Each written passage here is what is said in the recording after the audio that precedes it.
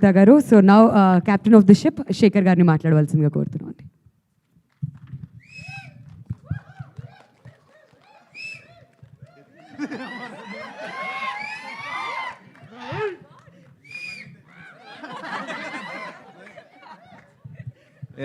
కాదు అజ్జు అర్థమైపోద్ది నువ్వు తెచ్చినవని. సార్ ఇక్కడికి వచ్చిన సినిమా అభిమానులకి మీడియా మిత్రులకి నాకు హృదయపూర్వక ధన్యవాదాలండి.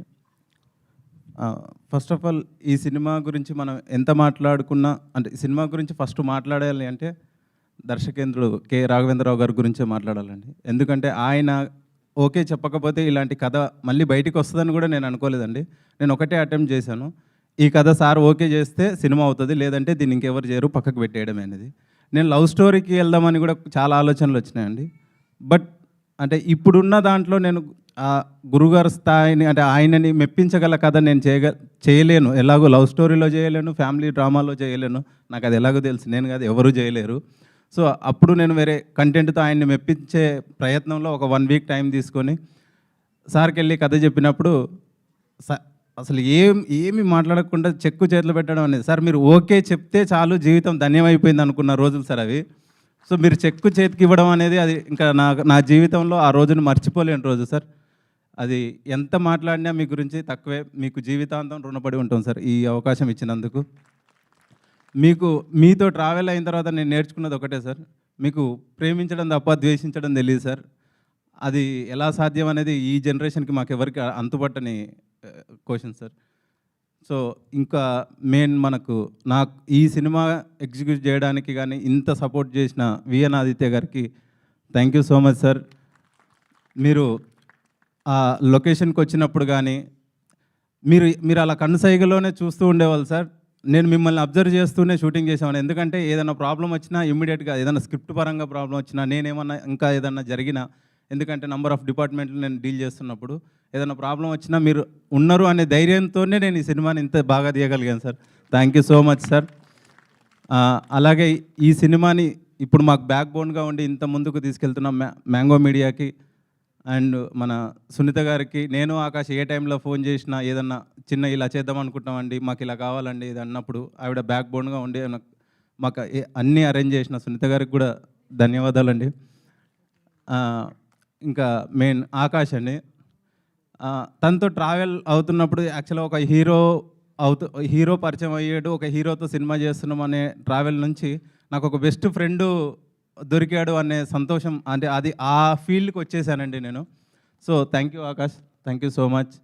అండ్ భావన సార్, భావన గురించి ఒక మాటలో చెప్పాలి సార్. ఆవిడకి స్క్రిప్ట్ మొత్తం ఇచ్చి యాక్ట్ చేయమన్నా కూడా స్క్రిప్ట్ మొత్తం యాక్ట్ చేయగల క్యాపబిలిటీ ఉన్న actor. Thank you so much అమ్మ, మీరు యాక్సెప్ట్ చేసినందుకు ఈ స్క్రిప్ట్. అలాగే మహాదేవ్, థ్యాంక్ యూ మహాదేవ్, ఆ క్యారెక్టర్ అంత బాగా చేసినందుకు, దానివల్ల ఈరోజు ఆ కొన్ని సీన్లు మనం అంత బాగా మెప్పించినాం అంటే దానికి కారణం కొన్ని సీన్లలో మీరు యాక్ట్ చేసిన విధానం. Thank you. అలాగే మధు, థ్యాంక్ యూ అమ్మ, ఇప్పుడు చాలా గ్లామరస్గా ఉన్నావు. Thank you so much. And Sahiti ఆ క్యారెక్టర్కి నేను వెయిట్ చేసిన క్యారెక్టర్ ఆ సాహితీ క్యారెక్టర్ అండి. ఇది ఎవరు చేస్తారు అనేది నేను కూడా ఎగ్జైటింగ్గా వెయిట్ చేశాను, ఆ క్యాస్టింగ్లో ఎవరు వస్తారు అనేది. థ్యాంక్ యూ అమ్మ, థ్యాంక్ యూ సో మచ్. అలాగే నా డిపార్ట్మెంట్స్, మ్యూజిక్ కానివ్వండి, కాస్ట్యూమ్ డిజైనర్ కానివ్వండి, ఆర్ట్ డిపార్ట్మెంట్ కానివ్వండి, వీళ్ళందరూ ఏ రోజుకి ఆ రోజు నాతో అప్డేట్లో ఉండి నాకు అంటే ఒక 65-70 డేస్ మధ్యలో మేము ఫస్ట్ కాపీ తీసుకురావడానికి నాతో పాటు వీళ్ళు పరిగెత్తిన విధానం నిజంగా మర్చిపోలేదండి. థ్యాంక్ యూ సో మచ్ అందరికీ. అలాగే నా డిపార్ట్మెంట్, డైరెక్షన్ డిపార్ట్మెంట్ కానీ, కెమెరా డిపార్ట్మెంట్ కానీ, సో మా కో డైరెక్టర్ రమేష్ నాయుడు కానీ, ఆజార్ కానీ, వీళ్ళు ఒక 37 డేస్లో ప్యాక్డ్గా ఒక్కరోజు కూడా ఖాళీ లేకుండా షూటింగ్ అయిపోవడానికి వీళ్ళు చేసిన కృషి, వీళ్ళు పరిగెత్తిన విధానం నిజంగా నాకన్నా వాళ్ళు నిలబడడం వల్లే ఈరోజు నేను ఇక్కడ నిలబడ్డాను. Thank you Ajju, thank you Ramesh అన్న. అండ్ అలాగే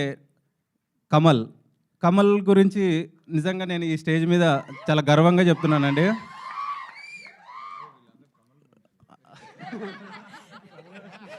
మీరు చూసారా సార్, 1-2 నిమిషాల్లో ఎంత తప్పు అర్థం చేసుకున్నారు.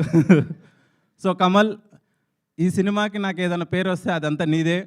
ఎందుకంటే స్టార్టింగ్ 3 ఇయర్స్ నుంచి ఒక అసిస్టెంట్ డైరెక్టర్ నన్ను నమ్ముకొని నేను ఏం చేసినా, నేను ఏ అర్ధరాత్రి ఫోన్ చేసినా నాకు రియాక్ట్ అవుతూ, ఇప్పుడు కూడా 3 వీడియోస్ ఇక్కడ ప్లే చేయడానికి తను మార్నింగ్ 5 నుంచి తను చేసిన ప్రయత్నం అంతా ఇంత కాదు. Thank you Kamal, thank you so much. నిజంగా జీవితంలో నువ్వేదన్నా నోరు తెరిచి అడిగితే కాదనకుండా అంటే కాదనలేని పరిస్థితి కూడా రాదు. So thank you.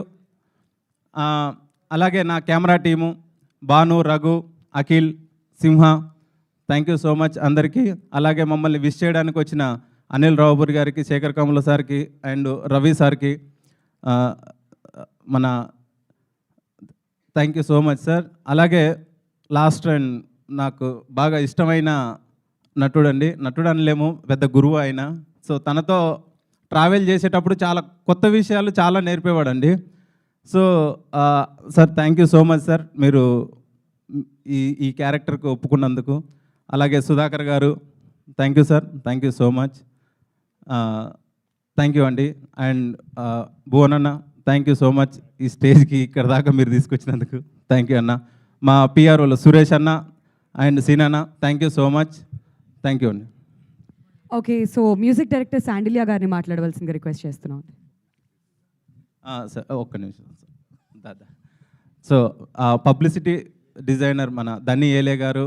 అండ్ అలాగే నేను ఎప్పుడు ఏ కథ అనుకున్నా ఒక ఆర్ట్ చేయించుకునేవాడిని. ఆ ఆర్ట్ ఎప్పుడు నాకు ఏ కథకైనా చేసిచ్చేది బాబు దుండ్రపల్లి.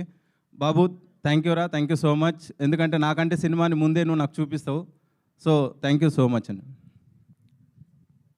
ఇప్పుడు మన శాండిలియా మాట్లాడు. హలో అండి.